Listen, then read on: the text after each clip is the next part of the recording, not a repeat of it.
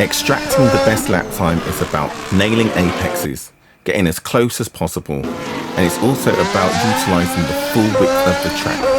Pick any book on how to drive faster, speak to any driver coach, or attend any online academy. The message is consistent, the message is clear. Use all of the track and nail your apexes. This invariably is something that is easier said than done. Now, whether it's your personal level of ability, whether it's the equipment that you're using, whether it's the size of your monitor, whether it's the track you're driving, nailing every apex and getting your car as close to the edge of the track consistently is a challenge. When I first drove Circuit of the Americas, I hated it. I wasn't on my own. It was a track that was like Marmite. You either loved it or you hated it. Those of us that hated it were consistent in the reason why. You couldn't see through any of the corners. The track is so technical. There are rhythm sections to it where you have to carry momentum.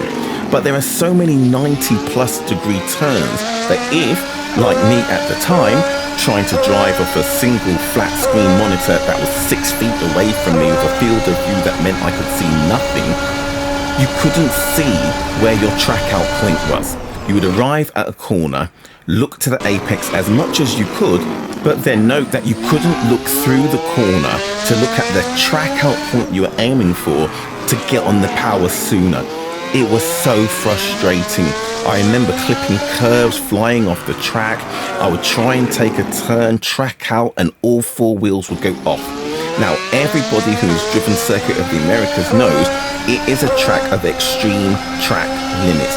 So trying to be competitive, trying to be consistent around here without being able to see through the apexes was torture.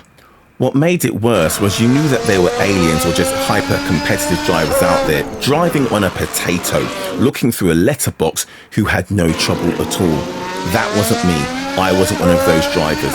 I needed all the help that I could get. It was at this point that my life changed, and what entered my life and changed it forever in sim racing was my Oculus Rift CV1. For the first time in forever, it didn't matter what the size of my room was, it didn't matter the orientation of my rig to my screen. I could sit in the car, my field of view was widened, and I could look through every single apex.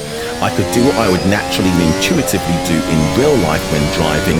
I could look to where I wanted the car to go. You all will have noticed that it's very difficult to avoid it. When you look at something when you're driving, your hands invariably start to turn the wheel to where you're looking. And what VR did over a single screen was it allowed me to use my peripheral vision. I could now look further down the track. I could use the parallax effect and stay right up against the white line every time I positioned the car to turn into the apex. And when I got to the apex, I could look through it. I could look to the track out and drive the car straight to it. This is in no way to say that you cannot do that with a single screen, that you could not do that with a single screen. But it very much depends on the dimensions of that single screen. What the field of view available to you is. How far can you see left or right when you get to the apex? Can you look through it? Can you see your exit point? If you can, fantastic. If not, you're hesitating to get on the power. Because you can't see that track out, you cannot start driving towards it. You are invariably losing time. Multiply that by the number of turns that are on that circuit that are more than 45 degrees, 50 degrees, and you'll start to see where you're losing that half a second. I can't overemphasize just how much it's like driving in real life.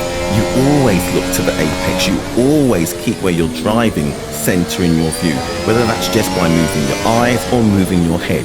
You don't stare straight ahead as though your head were in a neck brace. If you did, you would instantly feel how unnatural that feels. You would immediately feel that you couldn't take in the full panoramic view of the road ahead of you. You would notice as you went through every single turn around every single bend that you were having to look as far left as you possibly could, but that your eyeballs can only gimbal to a certain limit. VR quite literally transformed sim racing for me. All of a sudden I loved Circuit of Americas. The section that's like Maggots and Beckett's, the section that's like Istanbul, all of those blind 90-degree plus turns where you couldn't see the apex, let alone through it, all of a sudden I could place the car wherever I wanted it, and I could nail that apex lap after lap after lap. Again, I have to stress, I know that it isn't VR that necessarily makes the difference for everybody.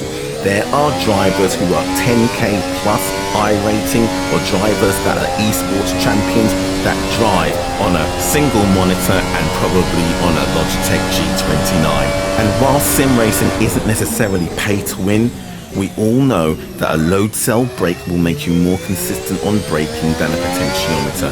We all know that a direct drive wheel will give you a more sophisticated set of force feedback. And whilst none of those things are the answer to improving your pace if you're 10, 15 seconds off the pace, we all know that that is actually the driver behind the wheel that has to improve. It would be disingenuous to say that a load cell brake over a potentiometer and a direct drive wheel over an entry-level wheel would not help you more consistently lap to within 0.1 seconds of your optimum lap time every single lap. Become immediately apparent when you sit in a GT car and notice how often you look through the side window when you're navigating through an apex, something that you cannot do on a single monitor unless you widen your field of view, which can result in a weird disorienting effect, or if you have mapped a look left or look right button, which means you have to constantly keep flicking this button and have an instant 45-degree look left, instant 45-degree look right, which isn't natural. Or if the game in question has a look to apex function within the game's assist menu. But that means you're not in control of when you do or do not look to the apex, or how much you look to the apex. The game is doing it for you. One of the other things that VR does for you, which in my opinion is brilliant, is that it locks out all distractions. People can't wave at you, talk to you, put things in your line of sight that distract you when you're driving. Things flying around in your room don't bother you. You're in the zone, which in itself lends to better focus, and better focus lends to better consistency, and better consistency lends to better lap times. Now, what I will say is that can also be a con. That works perfectly well for people that don't have dependents, that don't have people they have to be listening out to, little humans for instance. It can mean that you're locked in, that you're unable to interact with other people, which if you do have young children, if you do have other people you do need to be interacting with, can be, well, quite a con. The other cons can be that VR can be quite uncomfortable. Dependent on the headset that you have, after a while it's like having a pound of sugar strapped to your forehead. It can start to hurt if you don't have the cushioning to prevent it pressing into your forehead, and it gets quite hot. So you can get condensation building up on the lenses or sweat dripping down your brow. All of these things we could say add to the immersion. Real life racing is hot, it's sweaty, and it can be painful. However, not everybody wants to introduce that element into their virtual sim racing. Some people aren't quite that hardcore. The other thing is VR can be expensive, and dependent on the headset, reliability could become an issue too. So that's something you have to take into consideration. However, what I would say is monitors can be expensive too. Monitors can generate a lot of heat as well, and it very much depends on the personal circumstances of the individual. I've known people who have been avid VR racers who have gone back to single screens or triple screens just because life circumstances meant they could not stay locked in VR for too long. I also have known people who have tried VR, but unfortunately they've been that segment of people that get disoriented, that get motion sickness, and no matter how much they loved VR, they just cannot use it. It just does not work for them. There's also the consideration that VR is so niche within what is already a niche hobby that there's no guarantee that when new titles come out that the publishers will have accommodated VR at all. Whether it's EA Sports Rally 2, Assetto Corsa Competizione, whether it's EA Sports World Rally Championship, or Le Mans Ultimate, which is soon to launch. None launched with VR support, or as Le Mans Ultimate is about to launch, intended to launch with VR support.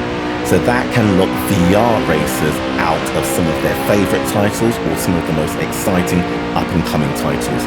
Notwithstanding, there are options like Unreal Engine VR Injector or Orpix to try and hack VR, but it's not the same as a game that was actually launched and built to support VR. So notwithstanding the cost, availability, compatibility, whether or not as an individual you can even use VR or not, for me, unequivocally, VR is better than a single screen.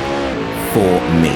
In fact, due to my own personal circumstances, the space I have available to me, the orientation of my room, if it were not for VR, I would have had to quit sim racing 3 to 5 years ago. So what's your opinion? Let me know. Do you agree? Disagree? Have you had a great experience with VR? A poor experience of VR? Or are you perhaps that group of people that say, forget VR, forget single screens, you need to be going triples? Let me know in the comments, hit subscribe and ring that notification bell.